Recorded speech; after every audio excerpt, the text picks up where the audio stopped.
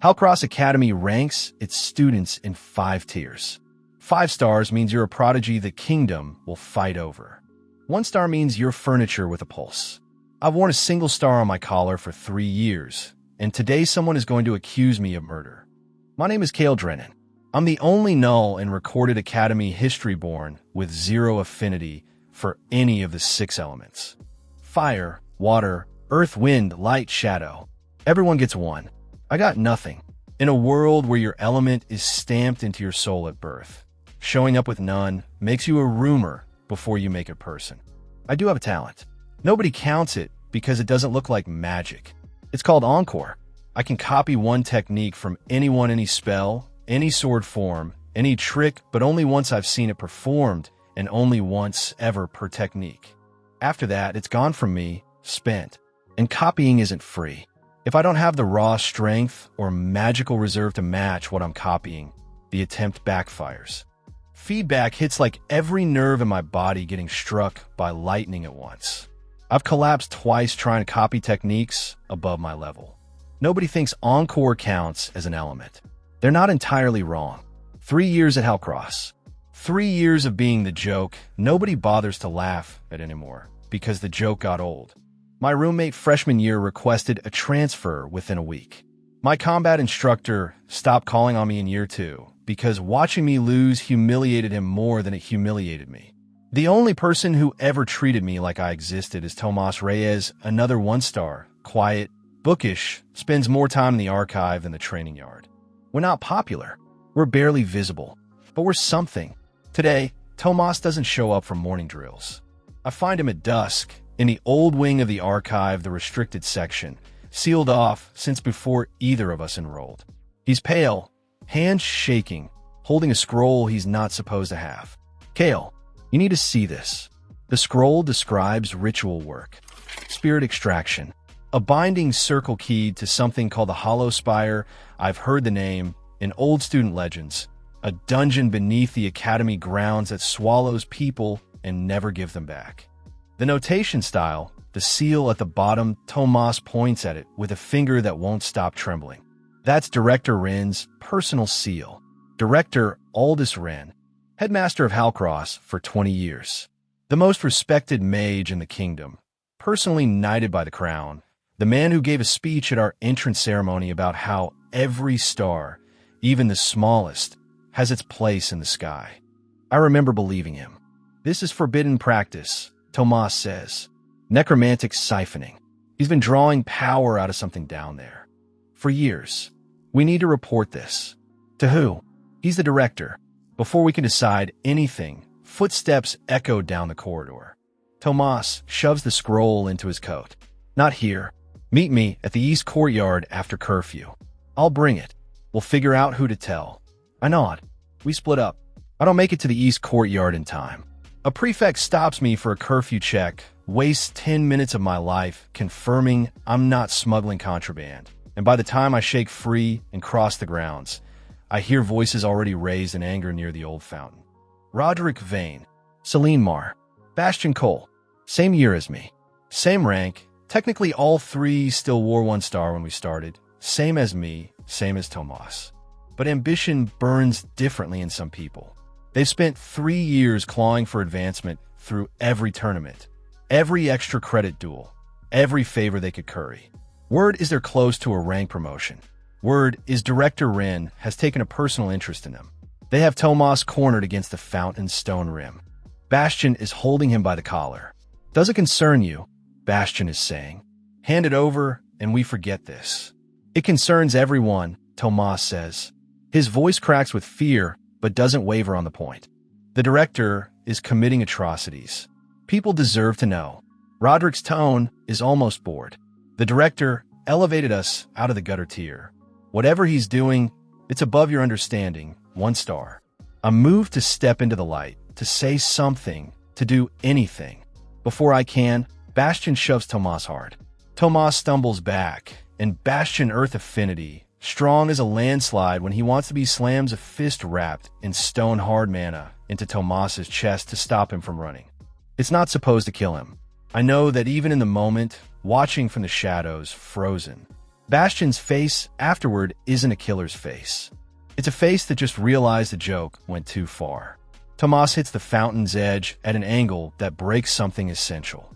He doesn't get up. I run forward. Too late to help him breathe again. I check. I try. I do everything a panicking 19-year-old with no medical training can do, which is nothing that matters. By the time I stop shaking his shoulders and screaming his name, Roderick, Celine, and Bastion are gone. The scroll is gone with them. I'm on my knees next to a dead friend when the night watch finds me. I don't get a chance to explain that I just arrived. I don't get a chance to explain anything. Celine Mar's illusion magic is subtle, precise, and completely undetectable to anyone who isn't looking for it, which is why, when the watch searches the scene, they find a blood-slicked ceremonial dagger in my hand. I didn't put it there. I never touched it. But Celine's illusions don't need touch. They need a moment of misdirection and a victim who's too shocked to notice his own hand being arranged. The tribunal happens 2 days later. Full Academy assembly, because a death demands spectacle even when the truth doesn't matter. Nobody speaks for me. Why would they? I'm the null, the one-star nobody, the friendless anomaly who probably resented Tomas, his only friend, enough to snap. The prosecution barely needs to try. Roderick, Celine, and Bastion sit in the gallery.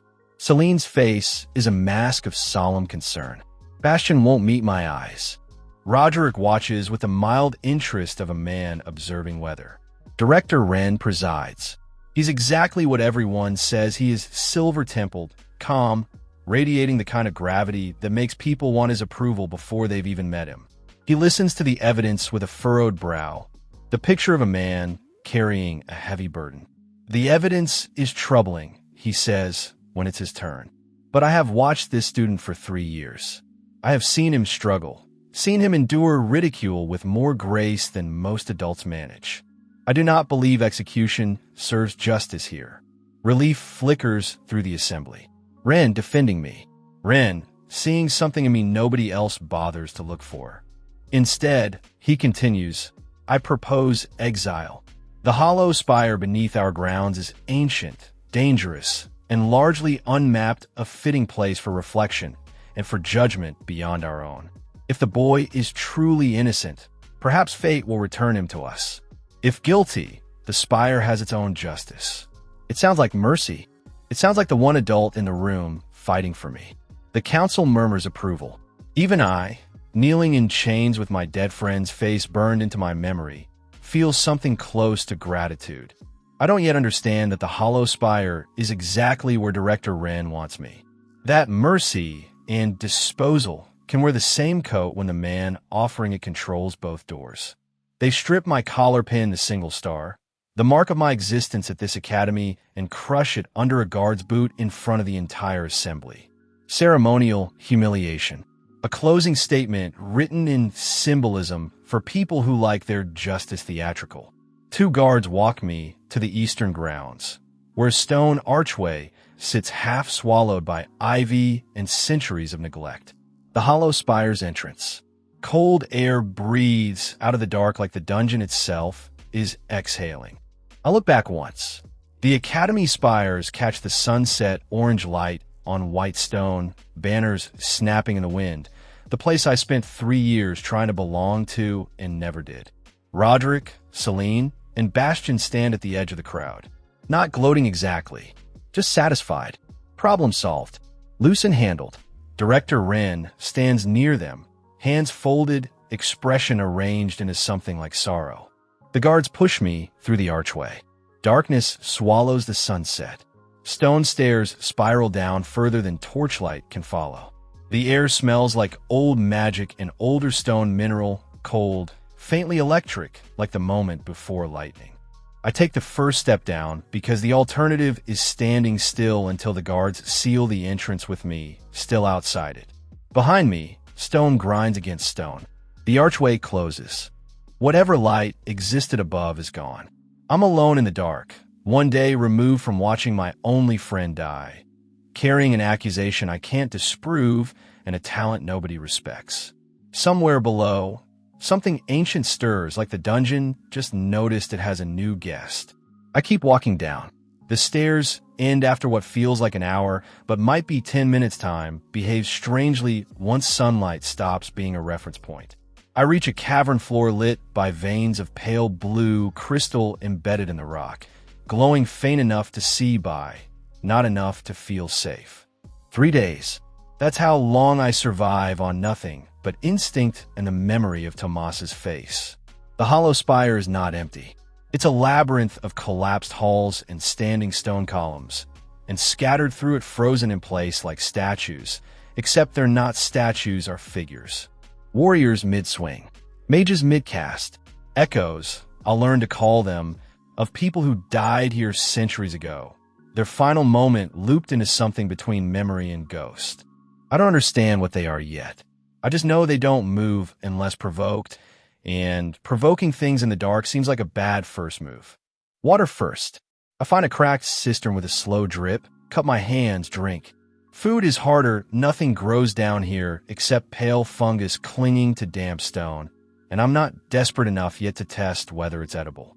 I get desperate enough by day 2. The fungus doesn't kill me. It doesn't taste like anything either. I eat it anyway. By day 3, exhaustion and grief have worn me down to something raw. I sit against a broken column, arms around my knees, and finally let myself cry for Tomas' quiet, ugly, unwitnessed grief in a place built to swallow people whole. Something laughs at me. High-pitched, sharp, unmistakably mocking. I snap upright, scanning the dark. A pinprick of orange light hovers near the ceiling, flickering like a candle flame that learned to fly. Wow, a whole reel breakdown. Very moving. Are you done? Or is there an encore? The voice is small, female, dripping with sarcasm thick enough to choke on. The light drifts closer, resolving into a tiny figure humanoid, maybe the size of my hand, wreathed in flickering fire that doesn't burn anything it touches. Wings like heat shimmer, eyes like coals. What are you? I manage. Rude opener. I'm Peep. I've been stuck in this miserable rock for longer than your entire bloodline has existed, and you're the first new face, and honestly, I've lost count. Decades, probably. She circles my head like an angry hornet. And your entrance was pathetic, by the way. 3 days of crying and eating fungus. I've seen prisoners with more dignity. I watched my friend die 2 days before I got thrown in here. That lands. Pip's mocking flicker dims slightly. Oh, that's okay. That's actually bad. Fine. One pass. She's a fire-spirity fae bound to this dungeon. She explains, though she won't say by whom yet, just that it's a long, infuriating story she's not in the mood to tell a stranger who smells like fungus and old grief. She leads me flying ahead impatiently, circling back when I lag through a passage I would never have found alone, to a wider chamber where moonlight somehow filters down through some ancient shaft, illuminating a still pool.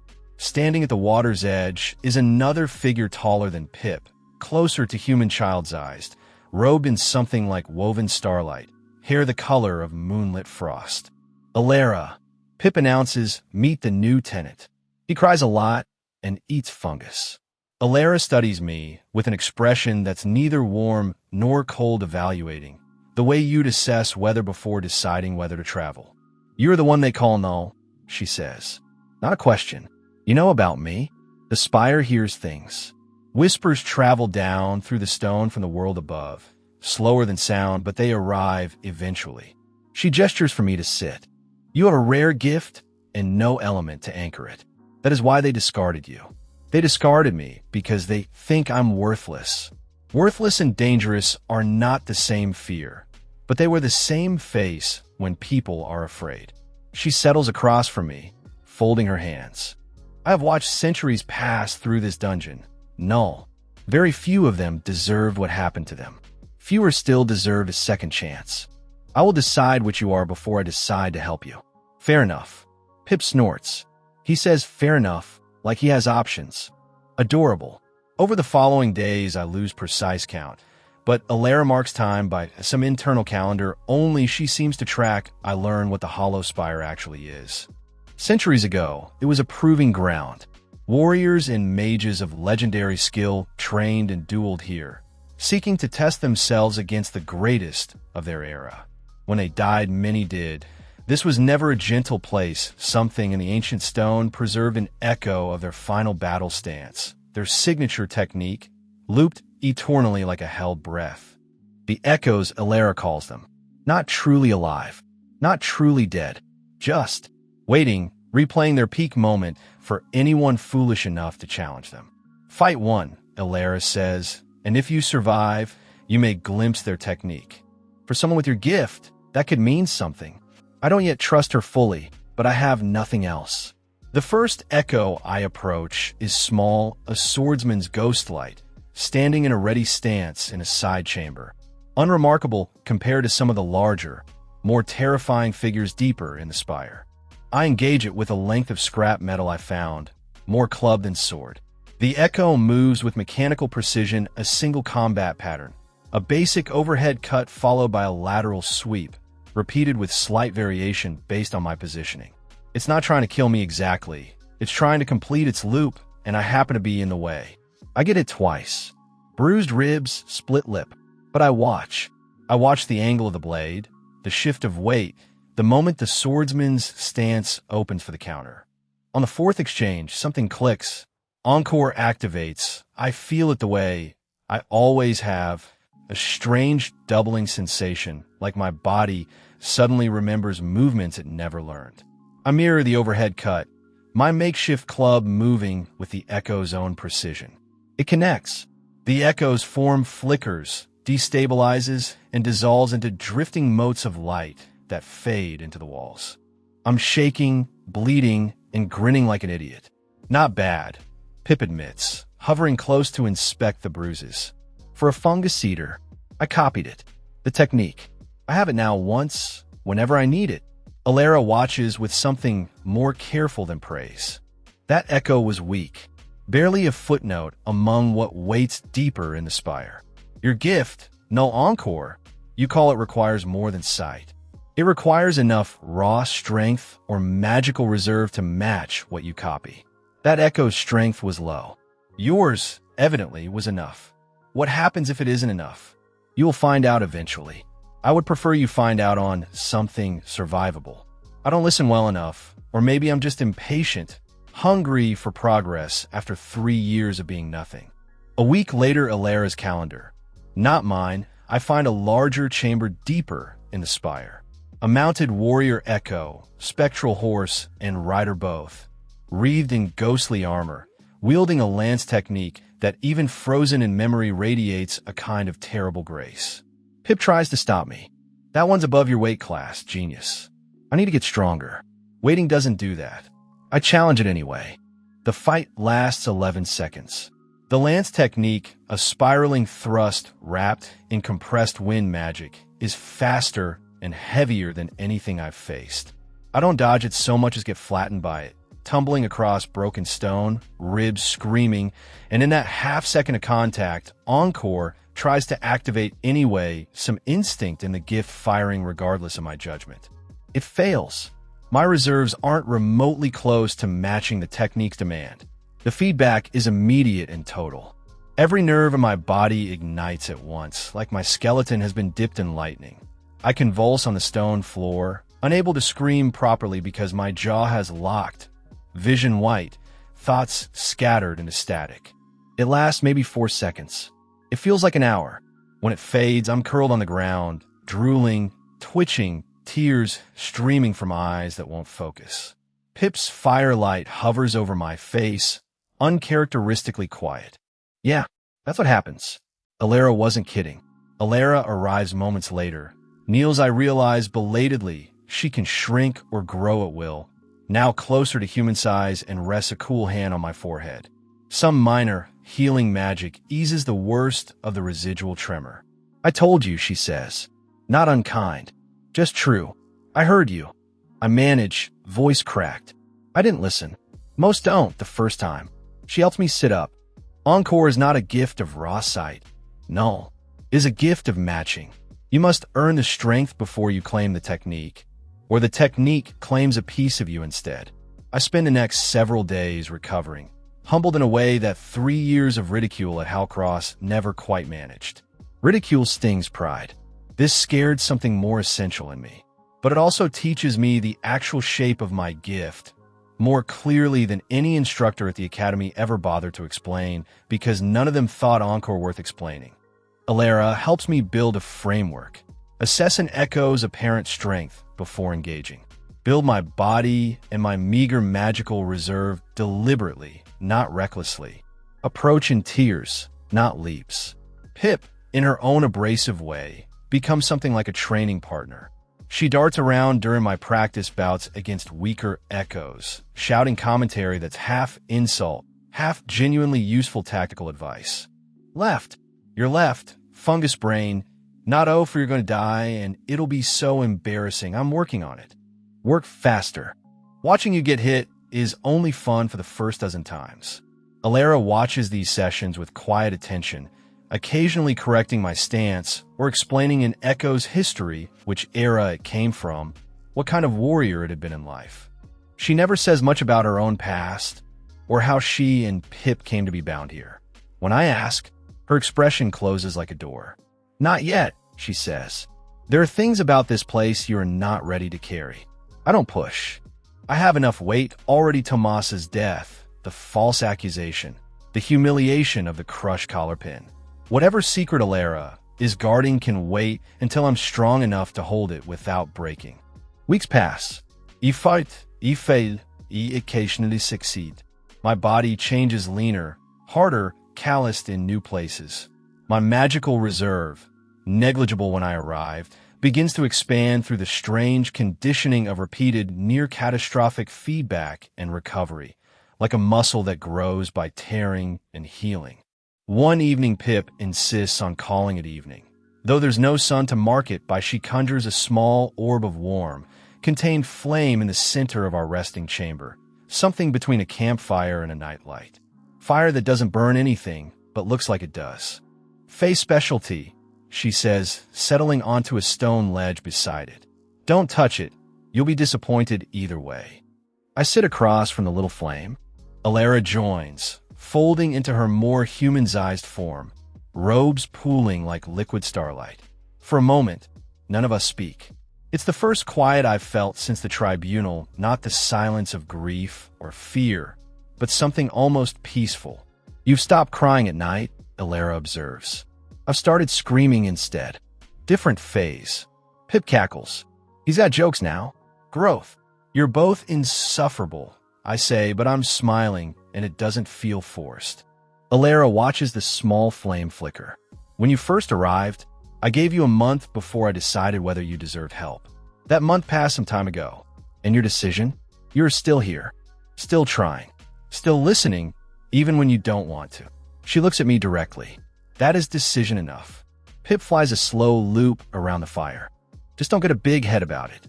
You're still a fungus eater who got zapped by a horse ghost. I'll treasure that forever. The fire crackles fake, warm, comforting regardless. Somewhere above us, seasons are turning in a world that thinks I'm either dead or forgotten. Somewhere in that world, Roderick, Celine, and Bastion are climbing ranks I'll never reach if I stay down here forever. But for tonight, in a dungeon full of frozen ghosts and two fae who didn't have to care whether I lived or died, something like belonging settles into my chest. Tomorrow, I go back to training. Tonight, I let the fire be warm. Months pass. Alara's calendar, carved in notches on a stone ledge, is the only clock I trust anymore. I stop thinking of training as survival and start thinking of it as a system. Alara helps me build it. Assess an echo before engaging, study its stance, its era, the weight of magic radiating off its frozen form. Estimate whether my current reserve and conditioning can match its signature technique. Never guess. Never leap. Pip enforces the discipline with the subtlety of a hammer. Assess first, genius. You're not a hero. You're an idiot with a lightning allergy. I have a system now. Your system is get hit until something works. That's not a system. That's a hobby. She's not entirely wrong, but the hobby produces results. First real technique, month 2, a mid-tier spearman echo, precise thrust chained into a defensive spin. My physical conditioning has grown. Enough weeks of echo bouts have carved actual muscle onto a frame that spent 3 years being mocked for its softness. I matched the spearman's strength threshold, barely. Encore activat clean. The spin-thrust combination becomes mine, permanently available, one use whenever I choose to spend it. I don't spend it carelessly. I've learned that lesson written into my nerves. Second technique, month 3. A battlemage echo, robed and skeletal in its ghost-like form, wielding a compressed frost lance that could probably punch through castle stone. This one takes preparation, weeks of Alara guiding me through basic mana cultivation exercises she remembers from her centuries of watching mages train in this very dungeon. My reserve grows enough to attempt it. The duel takes 19 minutes, the longest I've survived against anything beyond the lowest tier. I take a frost burn along my forearm that scars white, but I match the threshold. The frost lance technique settles into my gift, waiting. Third technique, month 4, harder still. A dual-wielding assassin echo, fast enough that most of the fight is just avoiding death long enough to observe the pattern. Pip flies tight circles around the chamber, shouting timing cues. Now, no wait now, I said now 2 seconds ago, are you, while I dodge, absorb glancing hits, and slowly map the rhythm of a twin blade spinning strike designed to open throats. I copy it on the edge of collapse, reserve nearly spent, and the moment it locks in, my legs give out from exhaustion rather than feedback. A clean success, barely. 3 techniques. 3 real weapons where I had none. I also learned restraint the hard way, one more time a mistake I don't repeat. A greater echo deeper in the spire, wreathed in golden light, radiating power that should have warned me off entirely. I underestimate the gap between us, attempt encore any way out of impatience, and the feedback drops me for the better part of the day, muscles locked, mind scattered. Alara doesn't say, I told you so. She doesn't need to. Pip does it for her extensively for 3 days afterward. You're going to encore yourself into a coma, she says. And then who am I supposed to insult? You find someone. Not with your specific flavor of stupidity. It's rare. Alara, more gently. Respect the gap between what you are and what you face, Null. Ambition without measurement is just a faster way to break. I listen this time. Truly listen. The lesson finally roots. By month 5, my body has changed enough that I barely recognize my own reflection in still water, leaner, scarred harder in the jaw.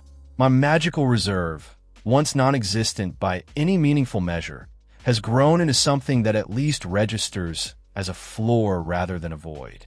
3 techniques wait inside me, silent and ready. It's not enough yet. I know that, but it's no longer nothing. The breach happens without warning. I'm sparring against a low-tier echo when the chamber wall 30 meters distant cracks with a sound like the world's spine snapping. Stone dust plumes outward. Pip shrieks and dives for cover. Alara is instantly at full alert, robes snapping like they've caught wind that isn't there. Cave collapsed from an adjoining system, she says, already moving toward the breach. The spire connects to old mining tunnels beneath the mountain. Something on the other side just broke through. Something does. A creature drags itself through the new gap in the wall, vaguely wolf-like. If wolves grew to the size of carriages and wore chitinous plating instead of fur. Mandibles clicking, eyes like clustered dark beads. A tunnel beast, Alara names it grimly, the kind that burrows through mountain rock and shouldn't exist this close to inhabited land. It's not alone. A second shape stumbles through the gap behind it, running, not attacking a person.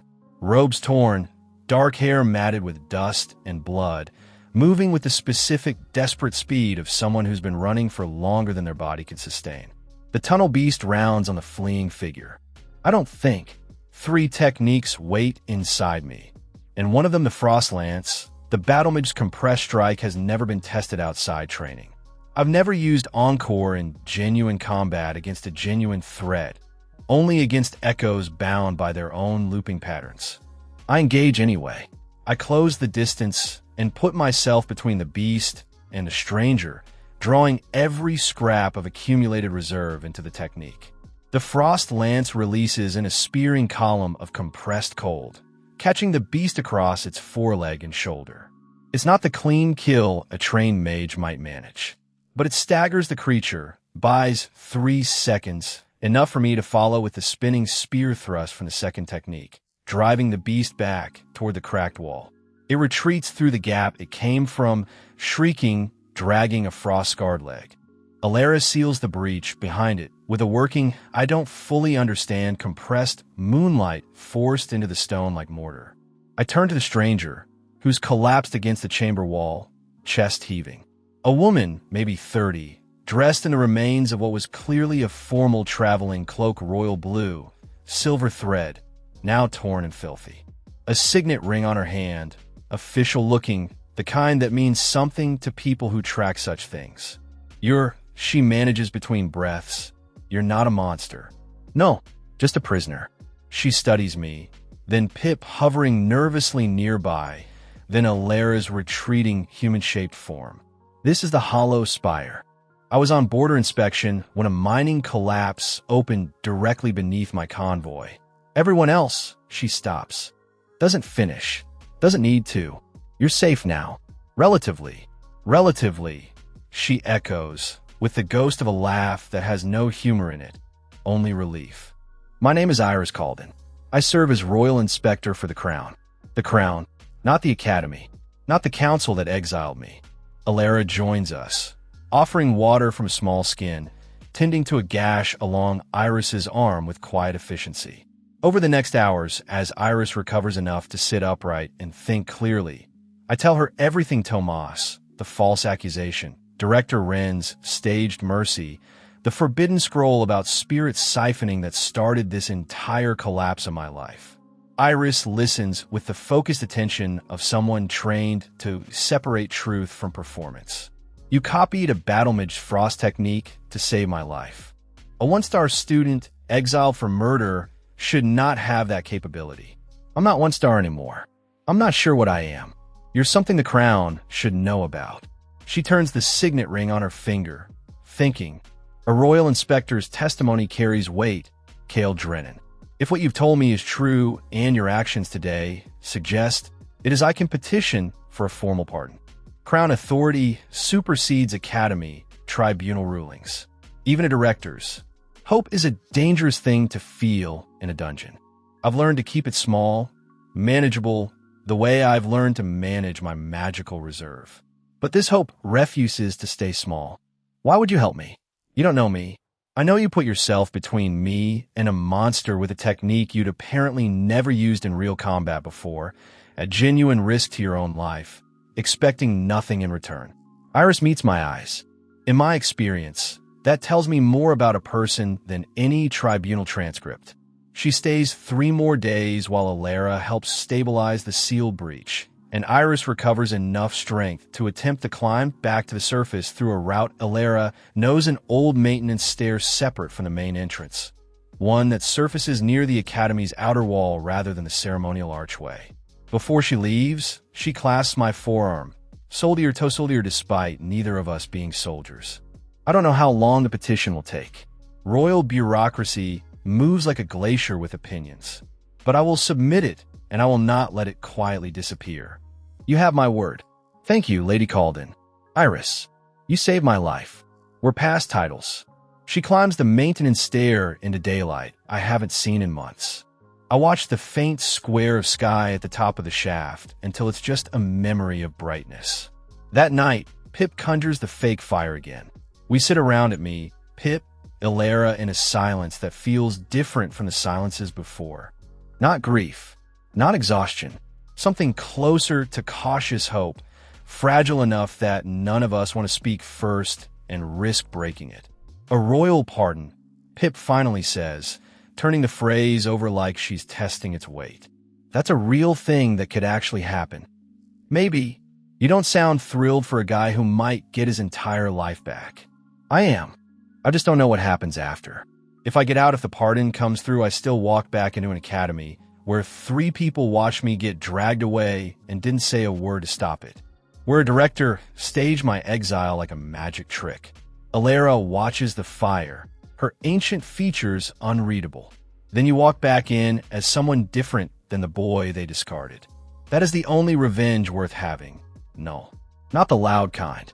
The kind where they look at you and cannot understand how you became this. You make it sound almost peaceful. It will not be peaceful, but it will be earned. She looks at me directly.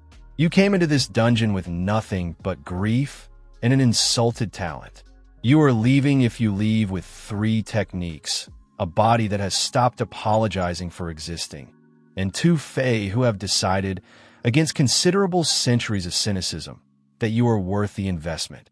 Pip snorts, but doesn't argue the point. Don't let it go to your head. You're still a fungus eater underneath the scars. I'll never live that down, will I? Never.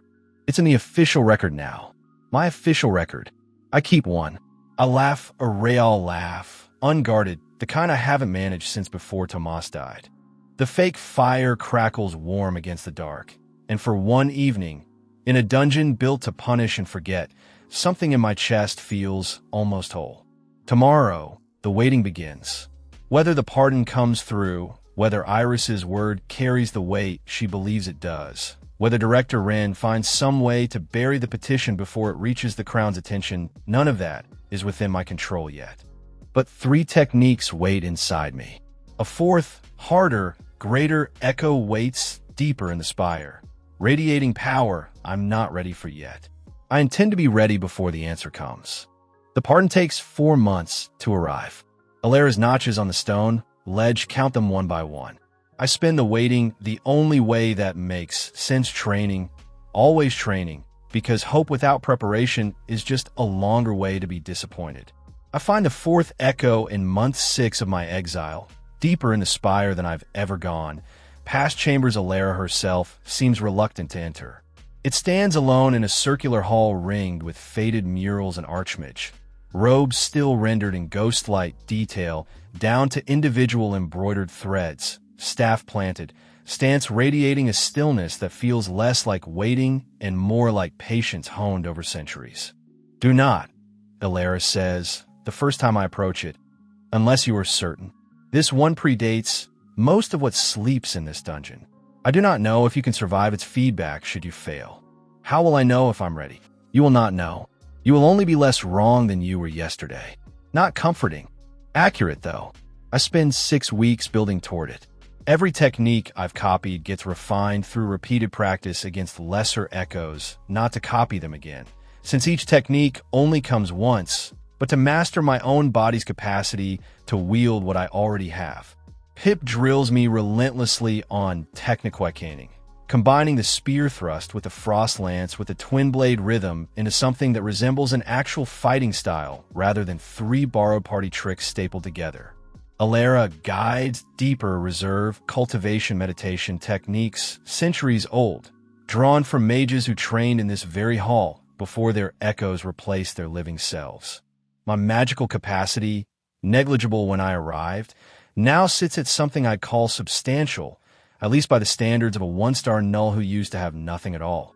I approach the Archmage's echo in month 7. The duel is unlike anything before it.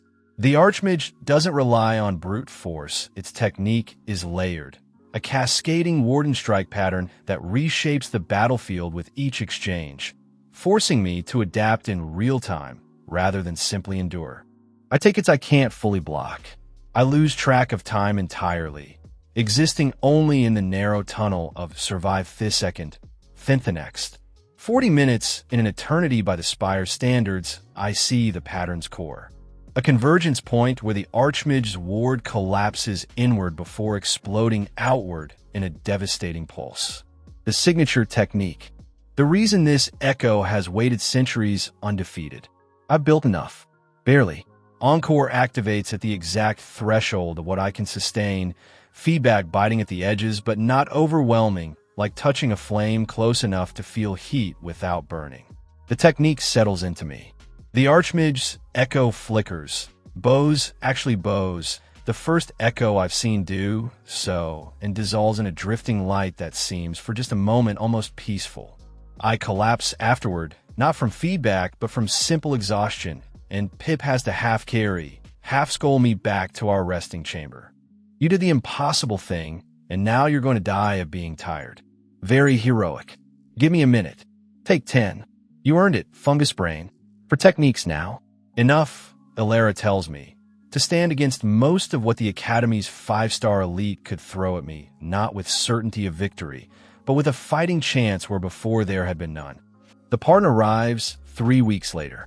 A royal courier descends the maintenance stair Alara showed Iris months ago the same route, now cleared for official use.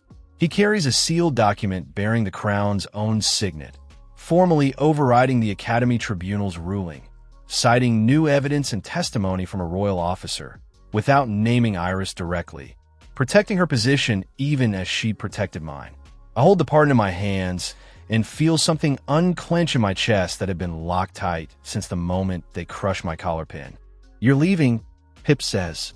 Not a question. She's hovering a little apart from me, arms crossed, trying very hard to look unbothered. The spire connects to the Academy grounds. I can come back. This isn't goodbye. Sure, everyone says that. Then they get busy with their exciting revenge plots and forget the fire fairy in the hole. Pip, I'm Fina. Go be dramatic somewhere else. Alara steps forward, resuming her taller, more composed form. Pip has been bound to this place for longer than she admits, even to herself. Forgive her prickliness. It is armor, not truth. I heard that, Pip mutters. You were meant to. Alara turns to me. Go no. Return to the world that discarded you. But return as what you have become, not what they remember. Vengeance loudly announced is vengeance easily countered. Vengeance earned quietly and revealed only when it can no longer be denied that is a blade they will not see coming. I'll come back.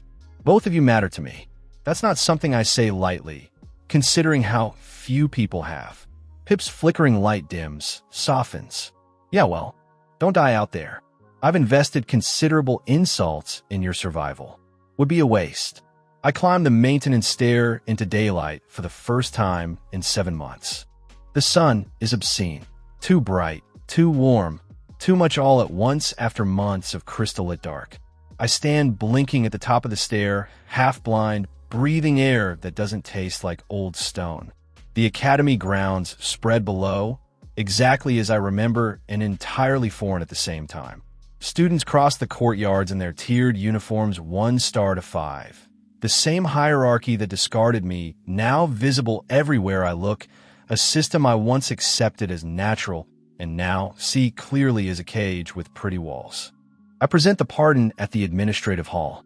The clerk reads it twice, disbelief plain on her face, then summons a superior, who summons another, until word reaches the council chamber and, eventually, Director Wren himself. He receives me in the same hall where they crushed my collar pin. Older looking than I remember, though it's only been 7 months, or perhaps I simply see him more clearly now, having spent months learning to assess threats before engaging them. Cale Drennan. His voice carries warm surprise, pitched perfectly for the small audience of administrators gathered to witness this. Alive, and pardoned, no less.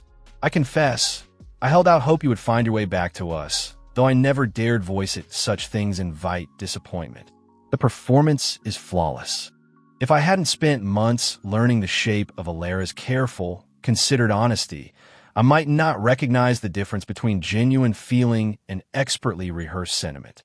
But I know the difference now. I file it away and match his warmth with my own careful performance. Director Wren, I appreciate the Academy's willingness to accept the Crown's judgment. Of course. He gestures for the council scribe.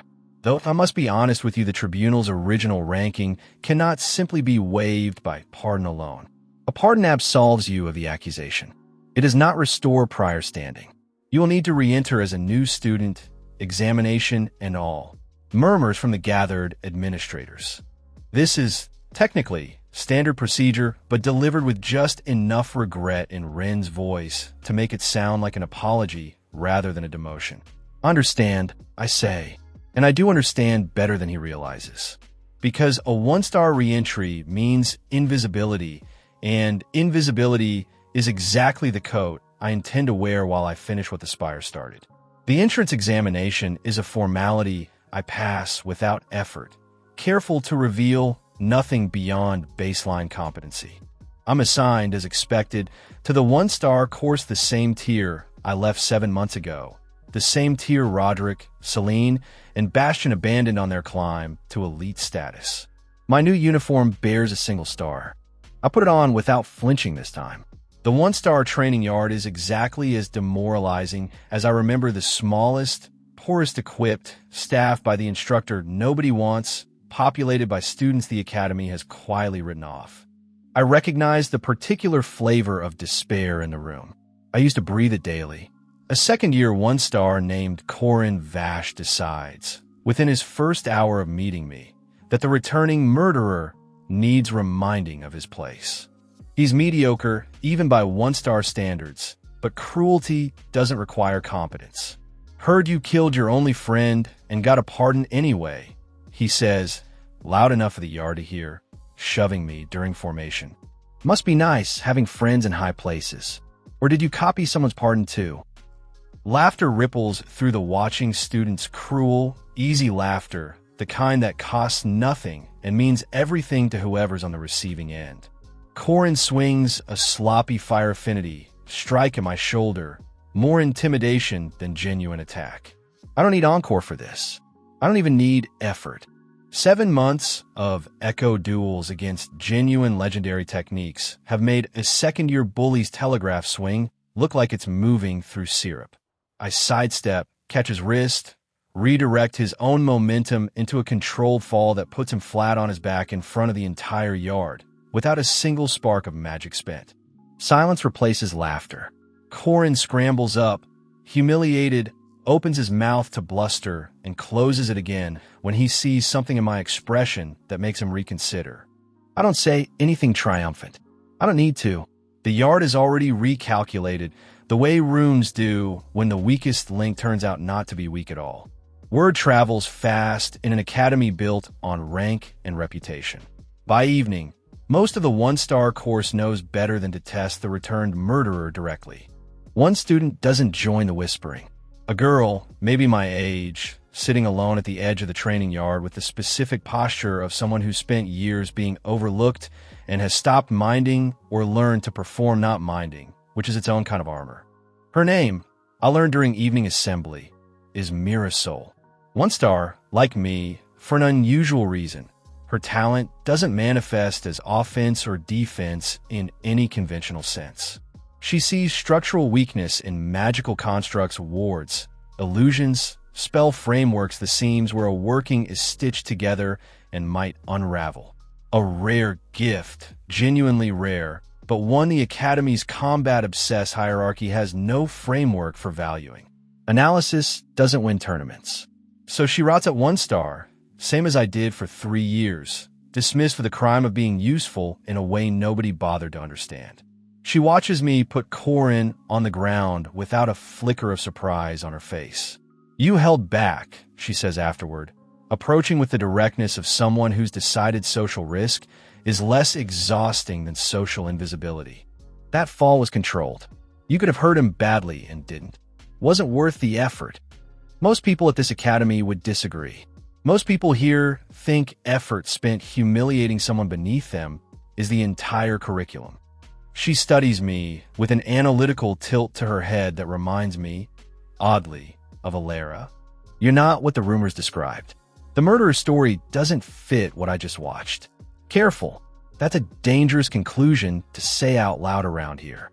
I don't say things I haven't already decided are true. She extends a hand, an oddly formal gesture in a training yard full of children pretending not to watch us. Mirasol. If you're planning something, and I think you are, because nobody trains the way you clearly have just to survive a demotion, I'd like to understand it before I decide whether to help. I look at her hand for a moment. Then I shake it. 7 months ago, my only ally in this world was a quiet boy who ended up dead for finding the truth. Today, I have 2 fae bound in a dungeon who believe in something they call earned vengeance, and one overlooked 1-star girl who noticed a controlled fall when everyone else saw only a fight. It's not an army. Not yet. But it's a start. Let's talk, I say. Somewhere the walls don't have ears. Mira almost smiles. I know exactly the place. Nobody bothers to eavesdrop on the 1-star wing. Nobody thinks we're worth listening to. Their mistake. Their mistake, she agrees. And for the first time since I climbed out of the hollow spire into blinding daylight, something that feels almost like a plan begins to take shape. Halcross Academy allows ranked challenges. Any student may formally duel someone ranked above them, and a clean victory transfers the winner's star upward. It's meant to keep the hierarchy meritocratic, at least in theory. In practice, few one-star students ever bother challenging upward. The gap in training, resources, and instructor attention makes the climb feel impossible before it starts. I don't have that problem anymore. I have 4 techniques earned through legendary echoes, a body conditioned by 7 months of near-death training, and nothing left to lose that hasn't already been taken. Mira becomes something between advisor and co-conspirator within a week. She doesn't fight. Her gift isn't built for offense, but she watches. She catalogs. She spent years as an invisible one-star observing the ranked students above her with nothing better to do. And it turns out obsessive, overlooked attention produces excellent intelligence. Bastion Cole is your first target, she says, spreading crude notes across a table in an empty one-star study hall after curfew. 3rd star now, promoted after Tomas's death, the Academy rewarded bravery under a threatening situation, which is a generous way to describe killing someone and getting away with it. How does he fight? Predictably, Earth affinity, brute force, relies on overwhelming rather than outmaneuvering. He's strong because nobody's made him work for anything in 3 years. Confidence without adaptation.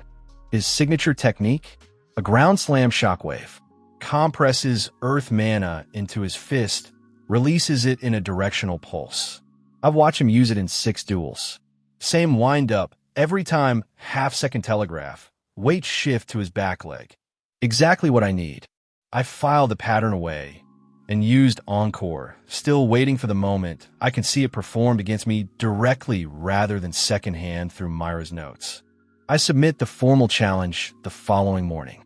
The Academy posts ranked challenges publicly tradition, spectacle, another layer of theatrical justice this institution seems to love. By midday, half the courtyard knows. The pardoned one-star has challenged a 3-star elite. Bastion finds this hilarious. He tells anyone who'll listen that he'll end the match in under a minute, purely as a courtesy to a man who clearly missed the memo about knowing his place. The duel happens 2 days later in the tournament yard. Minor crowd, gathered mostly curious, some hoping for spectacle, a few like Corin, hoping specifically to see me humiliated after last week's yard incident became gossip. Bastion doesn't recognize me the way he should. 7 months changed my body more than my face, and he never looked closely at the one-star null to begin with. He opens with contempt, casual jabs of compressed earth mana meant to test my reflexes rather than end things quickly. He wants an audience for his eventual mercy. I let him. I need to see the ground slam technique performed live, not just described secondhand. He delivers it on the 4th exchange, exactly the half-second telegraph Mira predicted, weight shifting back, fist igniting with compressed brown gold mana. I've built enough reserve now to match a 3-star technique. I've tested the threshold carefully in the days since accepting the challenge, running calculations with Mira that would have made Alara proud. Encore activates as his fist connects with empty air where I used to be. I copy the technique mid-exchange, something I've never attempted in real combat. Always against slower, looping echoes before this, and the strange doubling sensation locks the shockwave pattern into me instantly. Bastion's fist completes its swing. My counter lands a half-second later. His own technique turned back on him with cleaner execution than his 3 years of unchallenged confidence ever demanded he develop. The shockwave catches him center mass, throws him backward into the yard's boundary wall hard enough to crack stone. He doesn't get up quickly. When he does, he's staring at me with something between confusion and dawning, horrified recognition. He doesn't finish. He doesn't need to. My collar star updates that evening. 2 stars now. The crowd that gathered to watch my humiliation disperses instead into confused, uncertain murmuring, the specific sound of a room recalculating everything it assumed about someone. Celine Mar is harder. 4 stars, specialist in illusion and psychic manipulation. The same gift she used to plant a bloody dagger in my unwitting hand 7 months ago. Myra's notes on her are thinner. Celine's magic works precisely by being difficult to observe, let alone predict. She won't fight you directly if she can avoid it, Mira warns. She'll fracture the engagement into illusions, multiple copies of herself, false openings, sensory distortion. You need a way to identify the real target that doesn't rely on sight, because sight is exactly what she'll corrupt. This is where Myra's gift stops being merely useful and becomes essential. Her talent reads structural weakness in magical constructs, the seams where a working is stitched together. Illusions, she explains, aren't seamless. They're built, layered, anchored to a caster's actual position through threads of mana too subtle for normal perception, but not invisible to someone trained to see architecture rather than image. I can't fight for you, she says, but I can stand at the boundary and tell you which version of her is real.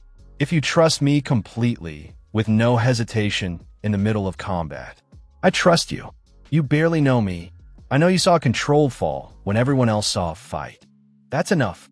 The duel draws a larger crowd than Bastion's. Celine's reputation as a 4-star specialist promises a longer spectacle. She opens exactly as Mira predicted. 3 illusory copies of herself fanning out around the tournament circle, each moving with identical grace, each radiating identical faint traces of her signature mana.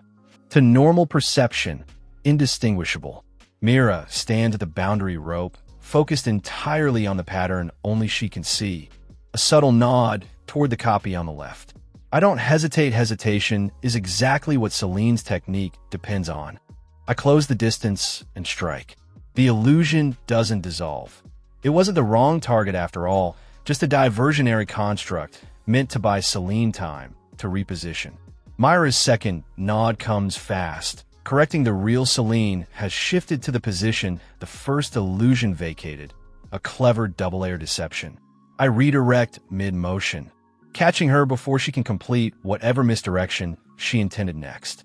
Close enough now to see her signature psychic lance forming a compressed mental strike designed to overload a target's nervous system without physical contact. The same family of magic that let her plant false memory in the guards who searched Tomas's murder scene. I've never seen this technique performed in full before, but close enough now, with nothing between us but 3 feet of tournament sand. I watched the gesture complete. Encore activat. My reserve, built through 5 months of accumulated cultivation, and now the 4th-tier Archmage technique, reinforcing my overall capacity, holds the threshold. I copy the psychic lance and turn it back on her before she can release her own version. Celine collapses mid-cast, illusions dissolving around her as concentration breaks, psychic feedback from her own counter technique scrambling her thoughts for several disoriented seconds. 3 stars. My collar updates again. The crowd's murmur has shifted entirely, now not confusion, but something closer to wary recalculation. Whispers follow me across the courtyard. The pardoned murderer, the 1-star nobody. Something's different about him. Instructor Talia Voss finds me that evening in the empty archive wing where I've taken to studying alone since returning. I know her only by reputation, a former senior instructor demoted years ago for publicly criticizing the Academy's rank-based hierarchy as cruelty dressed as merit, reassigned to menial administrative duty as punishment for having an opinion the council didn't appreciate. She's sharp-eyed, gray-templed, moves like someone who spent years being underestimated and has learned to use it. Your climb has been noted, she says without preamble, settling into the seat across from me. 2 duels, 2 rank promotions, both against students groomed by Director Wren's personal favor. That's not luck. That's intention. Is there a problem with intention? None at all, provided the intention is sound. She studies me the way Mira does, the way Alara does evaluation rather than judgment. I taught your combat theory course 3 years ago, before they reassigned me to the archive registry for the crime of suggesting rank shouldn't determine a person's worth. I remember a 1-star null nobody bothered teaching properly. You're not that student anymore. No, I'm not. I also remember Tomas Reyes. Quiet boy. Spent considerable time in my archive registry. Actually, before his death, I helped him locate several restricted texts he was researching, not fully understanding what he sought. I go very still. You knew what he found. I suspected. I did not know the full shape of it until after his death, when I began quietly cross-referencing archive withdrawal records against Director Ren's personal research permissions over the past decade. She produces a folded set of papers from her coat worn, handled many times, clearly guarded carefully. Spirit siphoning rituals. Forbidden necromantic extraction. Keyed specifically to the Hollow Spire's bound, Fae, the same dungeon they conveniently exiled you into Kale. I take the papers with hands that aren't quite steady. Years of withdrawal logs, cross-reference dates, a pattern of increasingly frequent research access to restricted sections, all under Director Ren's personal seal. He's been draining power from Alera and Pip for years. I say, understanding solidifying into something cold and precise. Using the Spire as both prison and battery. That is my conclusion as well. Tomas found proof of it. Whether the director ordered his death directly or simply ensured the right people found the right scroll at the right moment to eliminate a problem without dirtying his own hands, I cannot say with certainty. But the outcome served him regardless. Tomas silenced. You disposed of into the very dungeon he's been quietly bleeding for power. 2 problems solved with 1 exile. The full shape of it settles in a place, cold and clear. Not a benevolent director who showed unexpected mercy. An architect who used a grieving trio's ambition and a dead boy's discovery to remove every inconvenient variable at once, while wearing the mask of reluctant compassion the entire time. Why are you telling me this? Talia's expression doesn't soften, but something in it sharpens with old, banked anger. Because I have spent years watching this institution reward cruelty and call it merit. Watching genuine talent get discarded because it doesn't fit a narrow definition of usefulness. I watched them crush a boy's collar pin in ceremony and call it justice. I am done watching quietly. What do you want from me? I want the truth to matter, for once, in a system built to bury it beneath rank and spectacle. She stands. You are climbing toward 5 stars faster than anyone in this academy's history. When you reach the top, and I believe you will have a platform loud enough that even Director Ren cannot simply smother it. I intend to make sure you have everything you need to use that platform correctly. She leaves the archive wing without another word, her worn papers now safely in my possession. I sit alone in the quiet, evidence of a decade-long conspiracy spread before me, for stolen legendary techniques settled inside my chest, and a clarity I haven't felt since before Tomas died. This was never mercy. It was never even really about me, or Roderick, or Celine, or Bastion. We were pieces on a board, moved by a hand patient enough to wait years for the right configuration. I fold Talia's papers carefully and tuck them somewhere safe. 3 stars. 2 more duels, real ones. Not the one-sided humiliations Roderick and his allies expected to inflict stand between me and the top of this hierarchy. And at the top waits Roderick Vane, 3-time tournament champion, Director Ren's favorite student, utterly unaware that the murderer he helped create is climbing toward him with borrowed lightning and an old debt finally coming due. I intend to collect it in front of everyone who ever looked away. The tournament of 5 stars happens once a year, and it is the only event at Halcross that draws the crown itself. Nobles fill the elevated boxes. The king's personal delegation occupies the highest tier, banners of the royal house snapping above the arena. Every student, every instructor, every servant not otherwise occupied crowds the lower galleries. It is spectacle built into ritual, the Academy's proudest export, and this year I intend to make it something else entirely. 4 stars now. The climb from 3 to 4 cost me a duel against a quiet, competent water affinity specialist who never treated me with cruelty and whom I genuinely regret defeating, even cleanly. Not every rank holder at this academy is complicit in what happened to me. I've learned to distinguish, The way Alara taught me to assess an echo's true strength before engaging. Not everyone wearing a high rank deserves what's coming for the ones who do. Roderick Vane holds 5 stars and has for 2 years running. Tournament champion 3 times over. Director Ren's most publicly favored student, invited to private tutoring sessions the rest of the academy only hears rumors about. He has not forgotten the 1-star Null who used to flinch when he walked past. He simply doesn't believe that Null poses any relevant threat.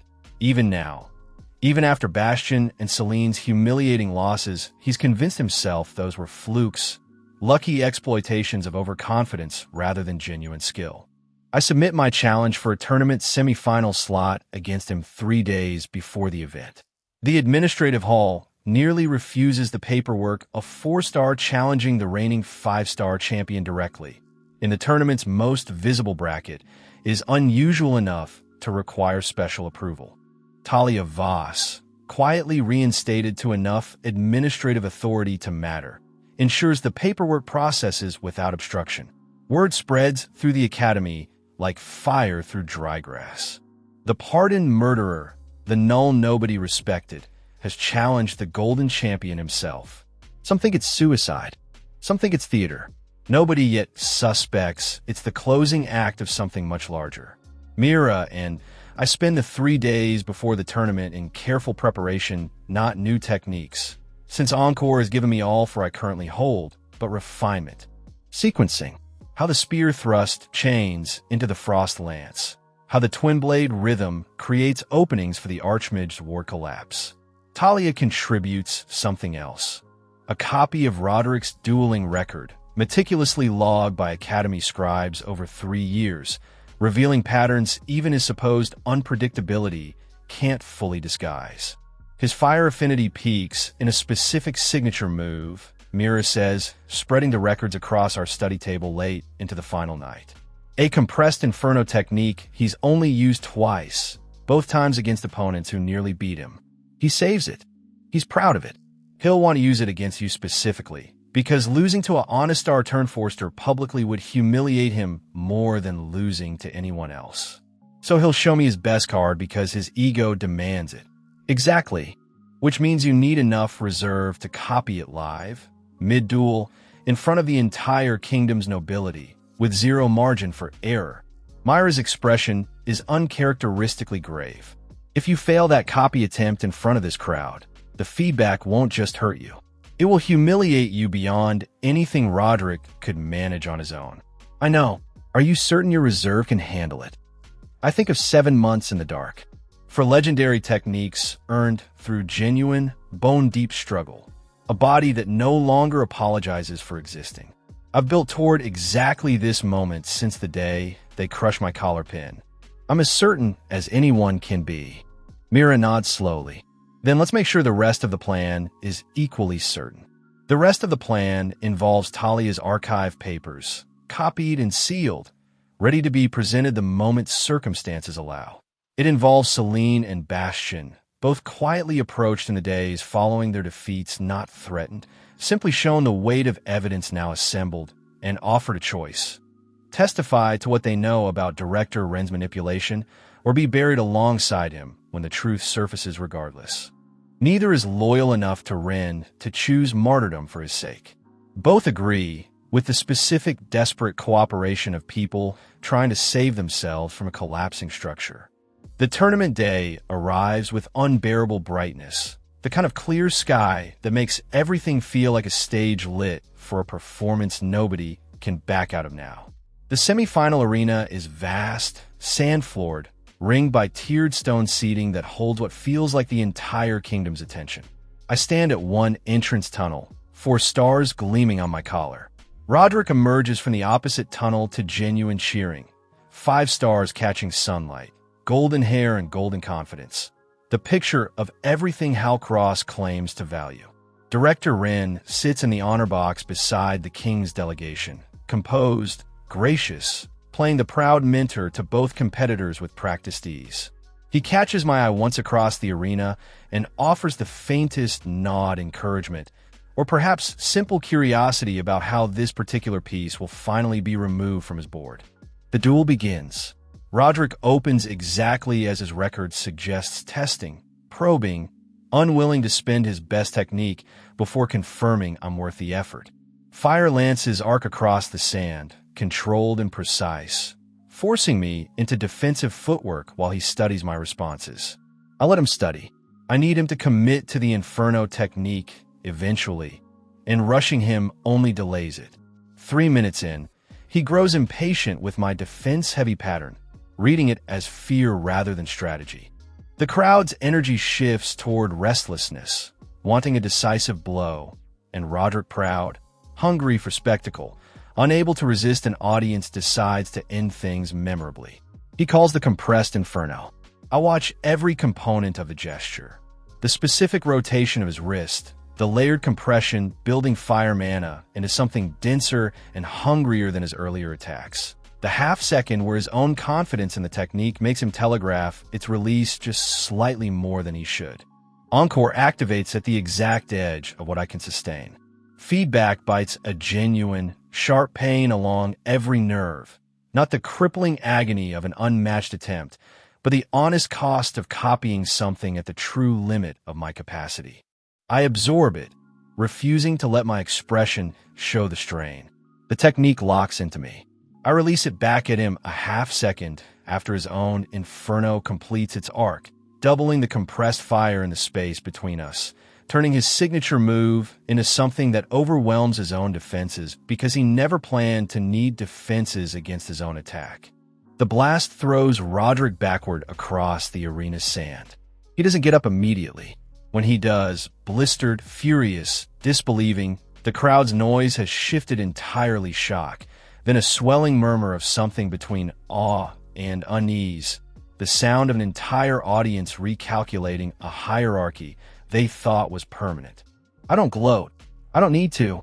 I simply wait, chest heaving from the cost of the copy, while Roderick Vane, 3-time champion, stares at the boy he helped destroy standing over him in the sand. How he manages, you'll have time to think about it.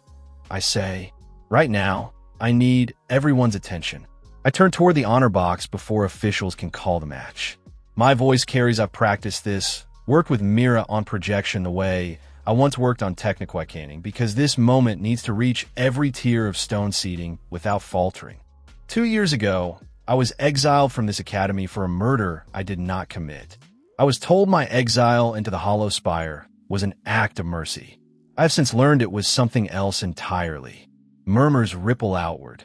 Director Ren's composed expression flickers barely, almost imperceptibly, but I've spent months learning to read honest reactions against performed ones, and I catch it. I present Talia's papers to the tournament officials, loud enough for the surrounding tiers to hear the summary read aloud. A decade of restricted archive access under Director Ren's personal seal, forbidden necromantic siphoning rituals, keyed specifically to bound fae within the Hollow Spire. Celine Marr, present in the gallery per prior arrangement, stands when called. Her testimony is halting, humiliated, but clear. Director Ren cultivated ambition in students like her, Roderick, and Bastion for years, positioning them as instruments without their full understanding of the design, ensuring loyalty through favor and advancement rather than explicit instruction. Bastion, seated separately, confirms it with fewer words and more visible shame. He knew what Tomas found. He let happen. He needed us to handle a problem he couldn't be seen touching directly. The crowd's noise has become something else now, not restless anticipation, but the low, dangerous hum of a kingdom's assembled nobility realizing they've been quietly deceived by a man they trusted with their children's education. Director Ren rises from the honor box. For a moment, I think he might attempt one more performance outrage, denial, wounded dignity. Instead, something in his composed features simply drops away, like a mask that's finally recognized its own uselessness. "You were always the variable I underestimated," he says, and his voice has lost every trace of warmth, revealing something colder and infinitely more tired beneath it. A null, no element to anchor power, no lineage to protect, no allies anyone expected you to gather. I exiled you into the spire, assuming it would either kill you or leave you broken enough to never matter again. You assumed wrong. Evidently. He steps down from the honor box, guards moving to intercept, nobility scrambling back from the arena's edge. You have no idea what true power requires, boy. I've spent 20 years harvesting what that dungeon holds, patiently, carefully, because the alternative is remaining as small and forgettable as everyone in this arena still believes themselves to be. He releases something then power he's kept hidden beneath 2 decades of careful academic composure, dark and vast, and clearly, unmistakably drawn from somewhere that was never meant to be tapped. The arena's sand cracks beneath the pressure of it. Guards who move to restrain him are thrown back like leaves in a gale. I have one technique left unspent. The Archmage's War Collapse, earned in the deepest chamber of the Hollow Spire. Saved through every duel since because some instinct told me I'd need it for something larger than a rank challenge. This is that moment. Ren's siphoned power crashes toward me in a wave that would have ended the fight instantly 7 months ago. Before the Spire, before Alara's patient teaching, before Pip's relentless drilling turned a frightened, 1-star boy into something the dungeon itself decided was worth investing in. I meet it with everything I've left. The ward collapse technique unfolds precisely as the Archmage's echo demonstrated in that 40-minute duel months ago, layered defense, reshaping mid-collision into an outward pulse. Time to the exact convergence point I spent weeks learning to recognize. The two forces meet in the center of the arena in an explosion of light and pressure that flattens the front rows of spectators and sends dust boiling upward into the clear sky. When it clears, Director Aldous Ren lies unconscious in a crater of scorched, cracked sand, stripped of the composed mask he wore for 20 years, stripped of the siphon power that briefly made him something monstrous, stripped finally and completely of the story he told the kingdom about who he was. I'm still standing. Barely. Every technique spent, every reserve emptied, my body screaming in ways that make the Archmage echo's feedback feel gentle by comparison. Royal guards move in not toward me, but toward Ren, restraining him with cold efficiency now that the performance has ended and only the truth remains standing in the arena's wreckage. The king's delegation descends from the honor box. I don't hear most of what follows. My vision has narrowed to a tunnel, adrenaline finally bleeding out and leaving exhaustion in its place. But I hear enough. Formal arrest. Crown investigation. The word treason, spoken with the particular weight it carries when directed at someone who spent 20 years pretending to be beloved. Mira reaches me before I fully collapse, bracing my weight with more strength than her frame suggests she should have. You did it, she says, voice tight with something between relief and disbelief. Did I? I can't feel my legs. You're upright. That counts as doing it, in my professional assessment. I laugh. We'll try to it comes out as more of a wheeze. Above us, the sky is still that unbearable, brilliant blue, exactly as it was the morning I first climbed out of the Hollow Spire.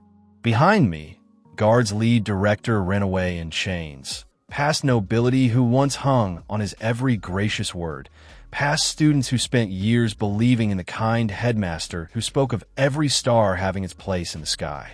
He said that once, my entrance ceremony, 3 years and 1 lifetime ago. Every star, even the smallest, has its place in the sky. He never meant it. But I think, watching the wreckage of everything he built collapse in real time, that I've finally made it true anyway.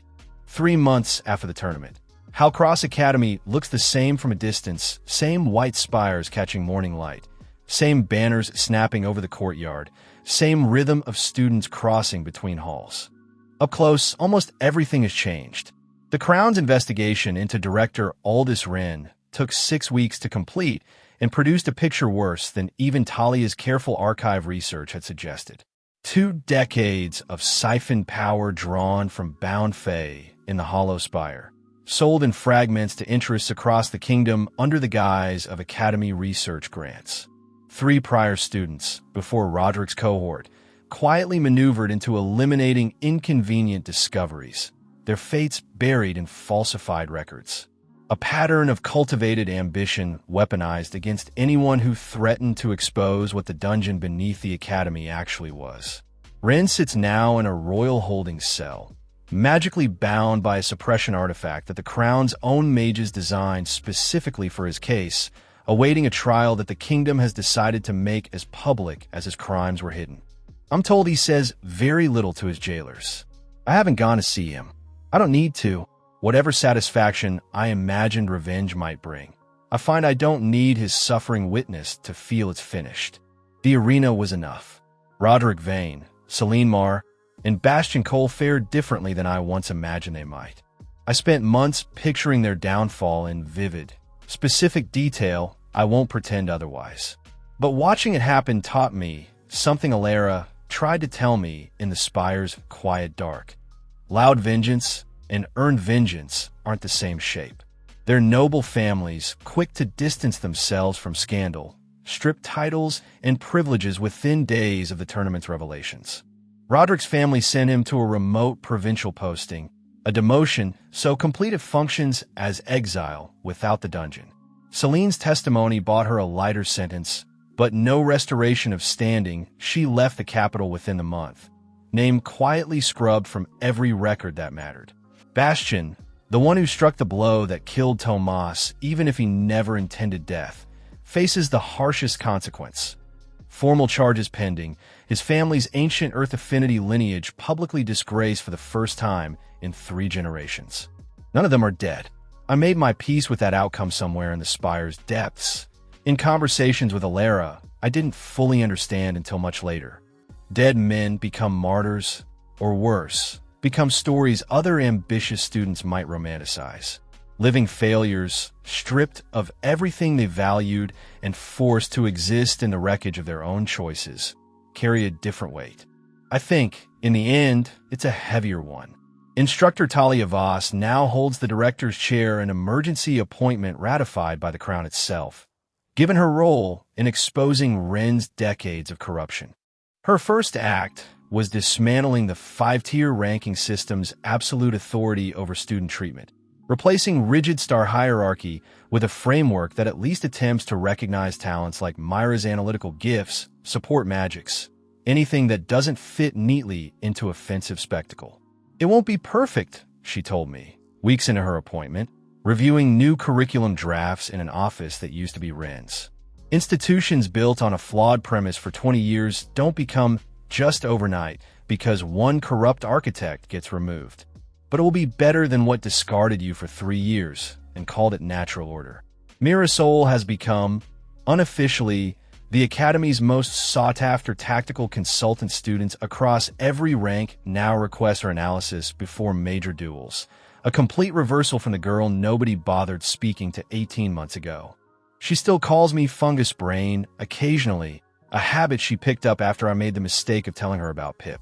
I've stopped protesting. It fits.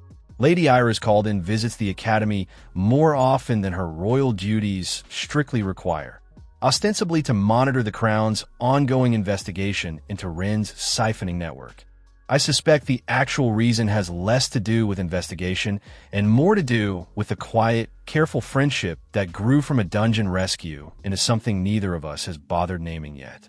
She brought me a bottle of decent wine the week after the tournament and said, without much ceremony, "You didn't die doing something reckless." I'm choosing to be pleased about that rather than analyzing why it matters to me. I didn't push for more explanation. Some things are better left to grow at their own pace. My collar bears 5 stars now earned through 2 more challenges in the weeks following the tournament, both far less dramatic than the confrontation with Ren, both simply confirmations of a strength that no longer needs proving through spectacle. The first null in Halcross history to reach the Academy's highest rank. The clerks who process such records apparently had to create new documentation categories, since the existing forms assumed every high-rank student would list an elemental affinity somewhere on the page. I still leave that line blank. I've stopped feeling the absence of an element as a wound.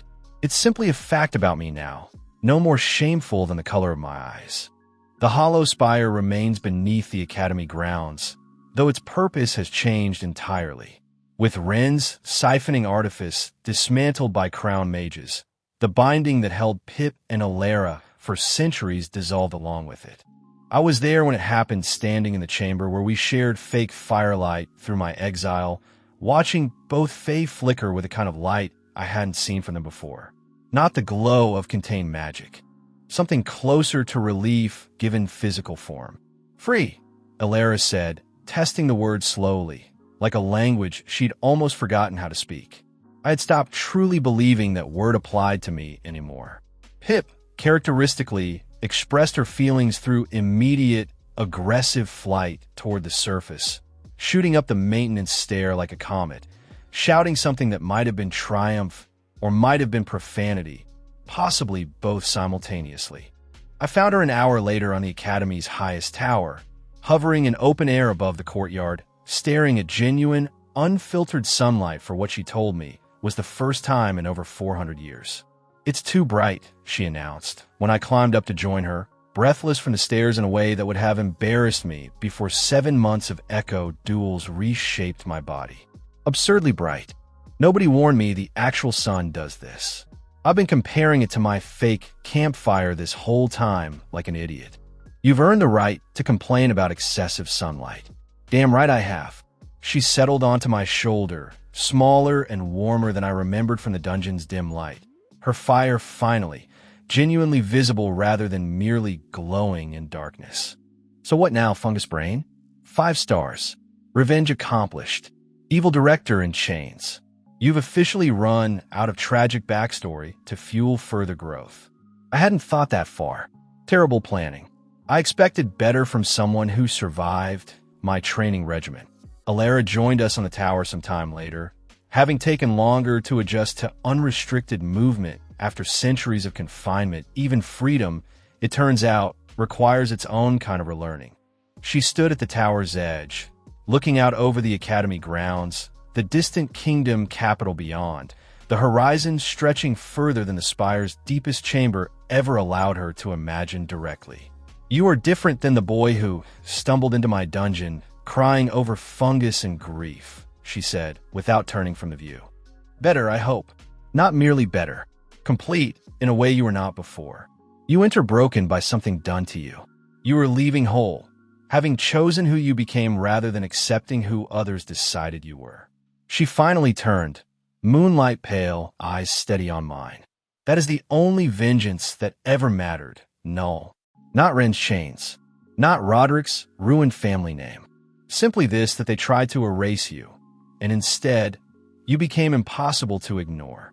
Pip, still perched on my shoulder, made a small noise of protest. "Okay, that was almost profound, but can we acknowledge that the chains and the ruined family name were also extremely satisfying?" "They were satisfying," Alara allows, the faintest curve touching her expression. I did not say otherwise. Evening settles over the Academy grounds as we stand together on the tower, the same golden light I remember from the day they dragged me toward the spire's entrance, banners catching the last sun. The whole institution glowing like something worth belonging to if you squint past what you now know about its foundations. Below us, new students cross the courtyard in their tiered uniforms, 1 star through 5, the same hierarchy that once discarded me, now slowly reshaping itself under Talia's reforms into something that might, eventually, actually deserve the trust students place in it. I think about Tomas, who never got to see any of this, who found the truth first and paid for it before he ever had the chance to prove anything about himself beyond quiet decency and inconvenient curiosity. I carry that debt somewhere permanent, not as a wound anymore, but as a reason. His name is recorded now, formally, in the Crown's investigation report, not as a footnote to my own story, but as the student whose discovery began the unraveling of a 20-year conspiracy. Small justice, delivered too late to matter to him directly, but real nonetheless. "You're doing the thoughtful silence thing again," Pip observes. "It's very dramatic, very main character watching the sunset. Are you going to cry?" "Not today." "Good. I'm tired of scraping tears off my wings. Fire and water don't mix In case 7 months in a dungeon with me somehow failed to teach you basic elemental theory. I laugh easily, freely, without the effort it once took to remember how. Alara watches with something that might be fondness, might simply be the particular satisfaction of centuries finally arriving somewhere worth the wait. The sun continues its descent toward the horizon, painting the academy spires in the same orange-gold light that marked the worst day of my life, now marking something entirely different. Not an ending built on loss. A beginning finally built on something I chose rather than something done to me. 5 stars on my collar. 2 fae beside me who chose to matter when nobody made them. A tactical partner who saw past rumor to truth. A director who's finally trying to build something better than what broke me.